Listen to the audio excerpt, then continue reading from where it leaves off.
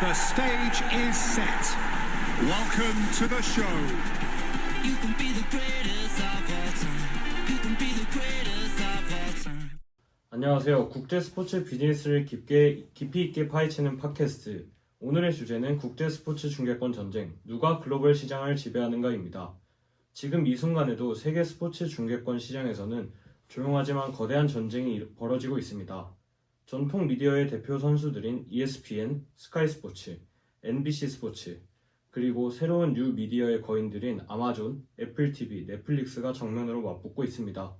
경기는 한 번뿐이지만 중계권 전쟁의 승자는 앞으로 전 세계 팬들의 스포츠 소비 방식 자체를 바꿔버릴 수도 있죠. 오늘은 이 전쟁의 역사, 현재의 구도, 위협, 그리고 앞으로의 미래까지 깊이 있게 이야기해보겠습니다. 저는 오늘 팟캐스트의 호스트 장준영이고요. 저와 함께할 두 분 소개합니다. 전통 미디어 전략을 분석할 고상덕 패널, 그리고 뉴미디어와 스트리밍 전쟁을 다룰 박재우 패널입니다. 그리고 이 자리에는 아쉽게 참석하시지 못했지만 해외 팬 시각을 전해줄 후거 특파원을 이후에 소개해드리겠습니다. 그럼 첫 번째 질문으로 들어가 보죠. 스포츠 중계권 전쟁, 어디서부터 시작되었다고 보시나요? 전통 미디어 관점에서 스포츠 중계권 시작을 보자면 그 출발점은 케이블 TV가 빠르게 성장하던 1980년대부터 90년대 초반입니다. 그 전까지 스포츠 중계는 ABC, MBC, 그리고 박스와 같은 공중파가 거의 독점을 하고 있었지만 ESPN 24시간 스포츠 전문 채널이 등장함으로써 판도가 완전히 뒤집히게 되었습니다.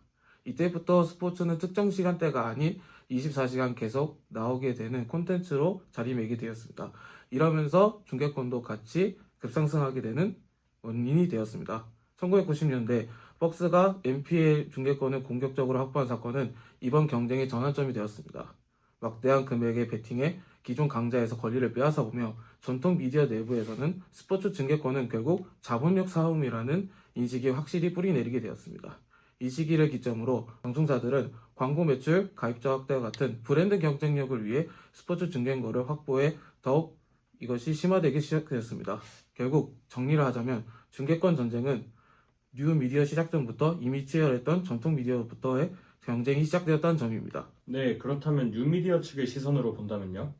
뉴미디어 관점에서 보면 지금 우리가 말하는 중계권 전쟁은 사실 전통 미디어의 경쟁에서 시작된 게 아니라 디지털 전환이 본격화된 2010년대 초반부터 가속되기 시작했다고 봅니다. 스마트폰 보급이 폭발하고 스트리밍 기술이 안정되면서 팬들이 TV 앞에 고정돼 보던 시대에서 벗어나기 시작했고요.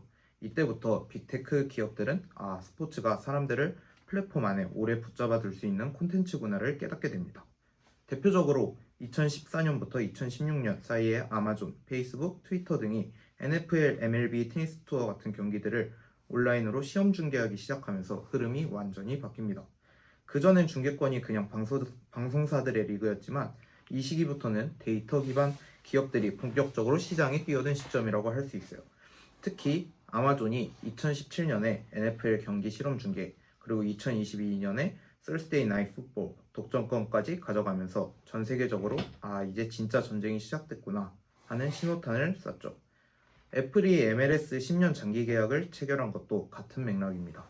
그래서 뉴미디어 관점에서 보면 중계권 전쟁의 시작은 단순히 TV 시대의 경쟁이 아니라 디지털 스트리밍 시대가 열리면서 스포츠가 플랫폼 생태계 경쟁의 핵심 자산으로 재발견된 순간부터라고 보시면 됩니다. 네, 두 분 덕분에 중계권 시장의 초창기 역사와 판도가 어떻게 시작됐는지 아주 흥미롭게 들었습니다. 이제 본격적으로 현재의 전장을 살펴볼 차례일 것 같네요. 마침 최근에 미국 메이저리그 MLB가 ESPN, NBC 유니버셜, 그리고 넷플릭스와 2026년부터 28시즌을 포함한 신규 미디어 중계권 계약을 발표했잖아요. 이 계약에서 전통 미디어인 ESPN과 NBC가 여전히 핵심 축을 이루고 있고 넷플릭스가 정식으로 야구 중계 시장에 진입했다는 점에서 정말 큰 의미가 있다고 느꼈습니다. 이런 변화들을 보면 지금 글로벌 스포츠 중계권 시장에서 진짜 핵심 플레이어는 누구인지, 그리고 각 회사가 어떤 전략을 앞세워 경쟁하고 있는지가 더 궁금해지는데요. 상당님과 재우님께 각각 여쭤보겠습니다. 지금 글로벌 중계권 시장을 주도하는 플레이어는 누구라고 보십니까? 또 그 기업이 어떤 전략을 통해 시장을 장악해 나가는지 설명해 주시겠어요? 네, 저부터 얘기해 보겠습니다. 저는 글로벌 시장의 주도권을 이야기할 때 아마존, 애플, 넷플릭스, 유튜브 이 네 곳을 빼고는 얘기가 성립하지 않는다고 봅니다. 아마존은 Thursday Night Football 독점으로 이미 미국 스포츠 스트리밍의 메인 플레이어가 됐고 프리미어리그, 테니스, 유럽 축구 패키지까지 확보하며 프라임 생태계를 강화하는 스포츠 전략을 확실히 굳혔습니다. 애플은 MLS 10년 계약을 통해 디바이스 락인과 서비스 구독 확대를 동시에 잡는 구조를 완성했죠. 이제는 야구 중계까지 확장하면서 범위를 넓히고 있습니다. 앞서 말씀해주신 넷플릭스는 MLB 계약으로 다큐 중심 플랫폼에서 드디어 본격적인 스포츠 생중계 시장의 정식 플레이어가 됐습니다. WWE 로우 생중계까지 가져가면서 스포츠 포트폴리오를 빠르게 구축 중이고요. 유튜브는 NFL 썬데이 티켓을 확보하면서 사실상 빅테크 중에서는 가장 강력한 글로벌 도달력을 갖게 됐습니다. 광고, 데이터, 구글 생태계를 모두 연결하는 구조라 파급력이 엄청나죠. 뉴미디어의 전략은 명확합니다. 스포츠 중계는 구독자 확보용 콘텐츠가 아니라 플랫폼 전체를 성장시키는 엔진이라는 겁니다. 하드웨어 판매, 멤버십 강화, 광고 생태계 확장 같은 플랫폼 기반 수익 구조를 스포츠가 끌어올려주는 방식이에요. 그래서 저는 현 시점에서 글로벌 시장을 흔드는 진짜 핵심 플레이어는 콘텐츠 자체보다 생태계 전략과 데이터 경쟁력을 가진 빅테크 4대장이라고 보고 있습니다. 전통 미디어 관점에서 보자면 지금 글로벌 시장의 핵심 플레이어는 여전히 ESPN, MBC, 박스와 같은 전통 방송사들입니다. 빅테크가 빠르게 올라온다고 하고 있지만 실제로는 대형 리그와의 장기 계약을 체결하고 있고 안정적인 시청률과 광고 시장을 지배하고 있습니다. ESPN은 미국 스포츠의 절반을 아우르는 종합 패키지를 유지하고 있으며 가장 강력한 포지션을 가지고 있습니다. MBC는 올림픽, 프리미어리그, 같은 초대형 이벤트를 중심으로 영향력을 유지하고 있습니다. 박스는 NPL과 메이저리거 같은 핵심 종목을 집중해 강한 존재감을 가지고 있습니다.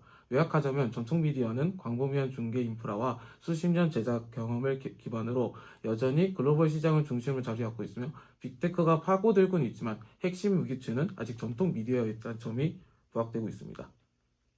네, 두 분 말씀 잘 들었습니다. 전통 미디어와 뉴 미디어가 서로 다른 강점을 기반으로 시장을 넓혀가는 모습이 정말 인상적인데요. 동시에 경쟁이 치열해지는 만큼 각 플랫폼이 느끼는 부담도 분명히 있을 것 같아요. 지금 얘기를 듣다 보니 자연스럽게 이런 생각이 듭니다. 그렇다면 두 진영에서 서로에게 느끼는 가장 큰 위협은 무엇일까요? 기술적 변화일 수도 있고 시장 구조일 수도 있고 소비자들의 시청 패턴일 수도 있을 텐데 각자 입장에서 상대 진영이 가진 가장 위협적인 포인트가 뭐라고 보시는지 이어서 들어보고 싶습니다. 전통 미디어 입장에선 뉴미디어가 주는 가장 큰 위협은 자본력과 기술력, 바뀐 소비 방식입니다. 첫째, 아마존, 애플과 같은 빅테크는 방송의 수익원으로 중계권에 훨씬 큰 금액을 투자할 수 있으며 전통 미디어가 감당하기 어려운 수준의 입찰 경쟁을 하고 있다는 점입니다. 두 번째는 시청자들이 TV에서 모바일 OTT를 이동하면서 전통 미디어의 케이블 기반 모델이 약해지고 있다는 점도 가장 큰 위협입니다. 광고와 구독이라는 핵심 수익이 함께 줄어드는 구조입니다. 마지막으로는 뉴미디어가 가진 개인화 기술도 위협입니다. 추천, 멀티뷰, 인터랙티브 같은 스트리밍 경험은 전통 방송이 당장 따라가기 어려운 영역입니다. 정리하자면 전통 미디어가 느끼는 최대 위협은 뉴미디어의 돈, 기술, 데이터가 시청자 패턴 자체를 바꾸고 있다는 점입니다. 네, 반대로 뉴미디어 입장에서 전통 미디어가 가진 가장 큰 위협은 스포츠 산업의 핵심 판권을 전통 미디어가 여전히 쥐고 있다는 점입니다. 아무리 빅테크 네 곳의 플랫폼 파워가 강해도 NFL, NBA, 월드컵, 올림픽 같은 최상위 권리는 지금도 ESPN, MBC, CBS, 폭스 같은 전통 미디어가 꽉 잡고 있어요. 또 하나 중요한 건 방송 제작 인프라예요. 수십 년 동안 대형 스포츠 중계를 해온 전통 미디어는 카메라, 리플레이 시스템, 해설, 현장 네트워크 같은 작업을 안정적으로 수행하는 기술적 노하우가 뉴미디어보다 훨씬 강합니다. 뉴미디어 기업들은 돈은 많지만 바로 내일부터 슈퍼볼을 혼자 중계하세요 라고 하면 솔직히 어려운 게 현실입니다. 이건 단순 기술 투자로 단기간에 해결될 문제가 아니거든요. 그래서 뉴미디어가 느끼는 가장 큰 위협은 전통 미디어가 보유한 판권, 제작 경험, 그리고 유통 파이프라인의 안정성이라고 생각합니다. 이게 계속 유지되는 한 뉴미디어의 시장 진출 속도에는 자연스럽게 한계가 생길 수밖에 없습니다. 두 분이 말씀해주신 서로에게 가장 위협적인 요소에 대한 분석이 정말 흥미로웠습니다. 특히 시장 구조와 기술 변화 속에서 서로 어떤 부분을 가장 부담스러워하는지가 잘 드러났던 것 같아요. 그렇다면 이번엔 그 위협이 실제 팬 경험에서 어떻게 나타나는지 한번 짚어보고 싶습니다. 요즘 팬들은 단순히 경기를 시청하는 것을 넘어 실시간 데이터, 멀티뷰, 개인화 추천, 인터랙티브 기능 등 다양한 방식으로 스포츠를 경험하고 있습니다. 이런 팬 경험 측면에서 봤을 때 전통 미디어와 뉴 미디어 중 어느 쪽이 더 우위에 있다고 보시나요? 네, 저부터 얘기해 보겠습니다. 팬 경험의 확장성을 기준으로 보면 뉴미디어가 확실히 앞서 있다고 저는 생각하고 있습니다. 요즘 팬들은 단순히 경기를 보는 것에 머물지 않습니다. 실시간 스탯을 확인하고 카메라 각도를 직접 선택하고 선수별 순간 장면을 바로 찾아보고 동시에 커뮤니티와 반응을 공유하는 등 훨씬 참여형 방식으로 스포츠를 소비하고 있죠. 이런 점에서 뉴미디어는 전통 플랫폼과 완전히 다른 수준의 경험을 제공합니다. 다들 쿠팡 플레이 많이 보셨을 텐데요. 쿠팡 플레이가 좋은 사례로 있습니다. K리그 중계에서 멀티뷰와 전술 카메라를 제공하면서 팬들이 경기 흐름을 더 입체적으로 볼 수 있게 했고, 또 쿠팡 플레이 오리지널 다큐 콘텐츠를 통해 팀, 선수, 서사를 확장하면서 경기 외적 경험까지 연결하고 있습니다. 여기에 개인 시청 데이터 기반 추천 기능까지 더해지면서 팬별로 최적화된 시청 흐름을 만들고 있죠. 이런 기능들은 케이블, 위성 중심의 전통 미디어에서는 구조적으로 구현이 어렵습니다. 전통 플랫폼은 기본적으로 양방향 데이터 수집과 개인화가 거의 불가능하기 때문입니다. 결국 팬 경험은 수동적 시청에서 능동적 인터랙티브 소비로 이동하고 있고, 뉴 미디어는 이 흐름에 가장 최적화된 형태라고 볼 수 있습니다. 전통 미디어 관점에서 보면 팬 경험에서 가장 큰 강점은 안정적이고도 완성도가 높다는 것입니다. 먼저 중계의 안정성이 가장 두드러집니다. 슈퍼볼 월드컵과 같은 초대형 이벤트에서는 스트리밍보다 방송 신호가 훨씬 안정적이어서 팬들의 입장에서는 끊김없이 본다는 것이 가장 중요한 경험을 전통 미디어를 통해서 가능하다는 점입니다. 또한 중계 제작의 완성도의 강점입니다. 수십 년간 쌓아온 카메라 구성, 리플레이, 기술, 전문 해설진의 연출력은 여전히 따라오기 힘든 영역입니다. 중요한 경기일수록 팬들이 전통 방송을 선호하는 이유이기도 합니다. 마지막으로 공유된 시청 경험도 전통 미디어만의 힘입니다. TV는 가족, 친구, 스포츠바에서 함께 즐기는 행사형 소비를 가능하게 해주는데, 이런 집단적 경험은 OTT가 즉시 대체하기는 어려운 구조입니다. 정리를 하자면 뉴미디어가 기능과 개인화에서 앞서더라도 전통 미디어는 안정성, 퀄리티, 집단적 경험이라는 핵심 요소에서 여전히 강한 우위를 유지할 수 있다고 볼 수 있습니다. 네, 방금 이야기해주신 내용 덕분에 전통 미디어와 뉴 미디어가 팬 경험을 어떻게 서로 다르게 설계하고 있는지, 그리고 각각이 어디에서 강점을 가지는지가 좀 더 선명해진 것 같습니다. 이 얘기를 들으면서 제가 한 가지 궁금해진 점이 있는데요. 팬 경험이라는 게 기술이나 플랫폼만의 문제가 아니라 지역에 따라 팬들이 무엇을 선호하는지도 크게 좌우하잖아요. 그래서 이번에는 스튜디오가 아닌 실제 해외 경험이 많은 후거 특파원에게 현장의 목소리를 들어보겠습니다. 후거 특파원, 유럽, 아시아, 미국 시장에서 관객들이 원하는 스포츠 콘텐츠에는 어떤 차이가 있다고 보시나요? 현지에서 느끼는 흐름을 좀 들려주시죠. 여러분 안녕하세요. 오늘은 미국, 유럽, 아시아의 스포츠 신동자들이 어떤 콘텐츠를 좋아하는지 아주 간단하게 설명드리겠습니다. 首先，在美国，体育就是娱乐的一部分，因此美国观众最喜欢有剧情的内容、冲突、反转、明星故事、高光时刻。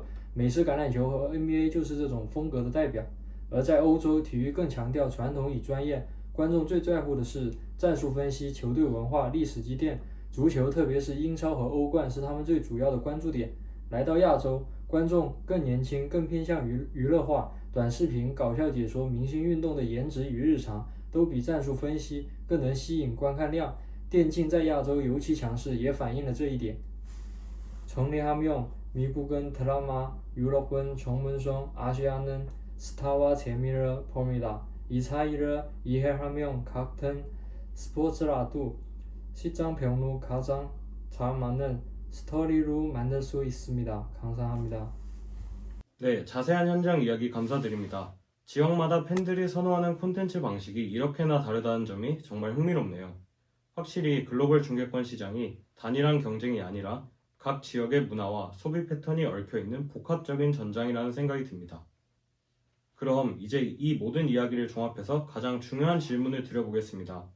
전통 미디어와 뉴 미디어 모두 강점과 약점을 갖고 있고 또 지역별 시장 특성까지 고려해야 하는 복잡한 상황 속에서 미래에는 어느 쪽이 글로벌 스포츠 중계권 시장을 더 지배할 것이라고 보시나요? 두 분의 전망을 한번 들어보고 싶습니다. 전통 미디어 관점에서는 스포츠 중계권의 미래는 역할 분담이 뚜렷하게 나눠지는 구조를 가지게 될 것입니다. 팬 경험은 흥미롭게 변하겠지만 NPL, 올림픽, 월드컵 같은 초대형 이벤트에는 실시간 중계는 여전히 전통 미디어의 기술 인프라가 가장 안정적이고도 신뢰도가 높기 때문입니다. 또 하나 가장 중요한 것은 프리미엄 판권의 무게입니다. 시상의 리그는 여전히 방송사들과 장기 계약을 맺고 있으며 리그 입장에서도 검증된 파트너와 협업을 이루길 원하고 있습니다. 이 구조는 쉽게 흔들리지 않을 것입니다. 물론 뉴미디어가 혁신성과 개인화 경험에서 앞서는 것은 분명합니다. 하지만 그 혁신이 모든 종목을 앞서는 것은 아닙니다. 어떤 콘텐츠는 방송의 폭발력, 어떤 콘텐츠는 스트림의 확장성이 필요로 하죠. 그래서 제 전망은 이렇습니다. 앞으로 글로벌 시장은 전통 미디어가 큰 경기를 지키고 뉴미디어가 새로운 방식의 팬 경험을 확정되는 이중 구조로 재편될 가능성이 높습니다. 승자가 한쪽이 아니라 각자 본인의 강점을 중심으로 시장을 나눠 갖는 방향으로 갈 가능성이 높다고 말씀드릴 수 있겠습니다. 네, 미래 전망을 이야기하라고 하셔서 제가 아주 쉽게 말씀드려 보겠습니다.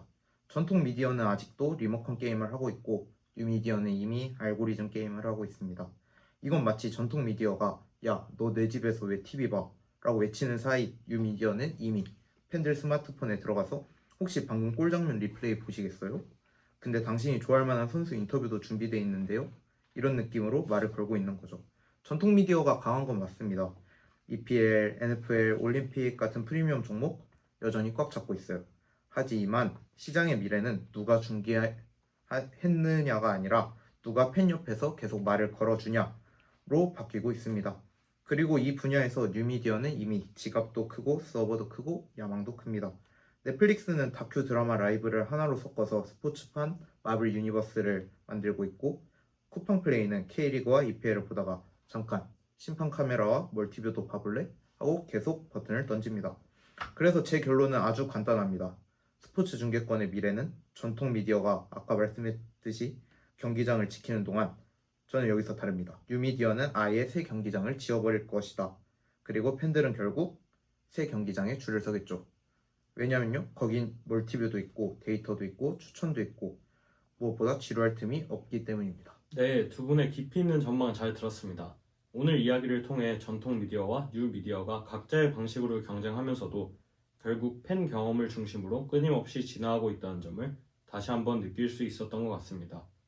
또한 후거 투표원이 전해준 유럽, 아시아, 미국 시장의 차이처럼 글로벌 스포츠 중계권 전쟁은 단순히 기술 경쟁을 넘어 지역별 문화와 소비 패턴까지 맞물린 복합적인 시장이라는 점도 분명해졌고요. 앞으로 누가 이 시장을 지배할지는 아직 단정할 수 없지만 하나 확실한 건 팬들이 원하는 경험을 가장 잘 읽고 가장 빠르게 대응하는 플레이어가 결국 승자가 될 거라는 점 아닐까요? 오늘 함께 해주신 고상덕, 박재우 패널 그리고 후거 투표함께 감사드리고 청취자 여러분도 끝까지 함께 해주셔서 감사합니다. 저희 팟캐스트 오늘 에피소드는 여기서 마무리하겠습니다. 다음 시간에도 글로벌 스포츠 산업을 깊이 있게 파헤치는 이야기로 찾아뵙겠습니다. 지금까지 오저였습니다. 감사합니다.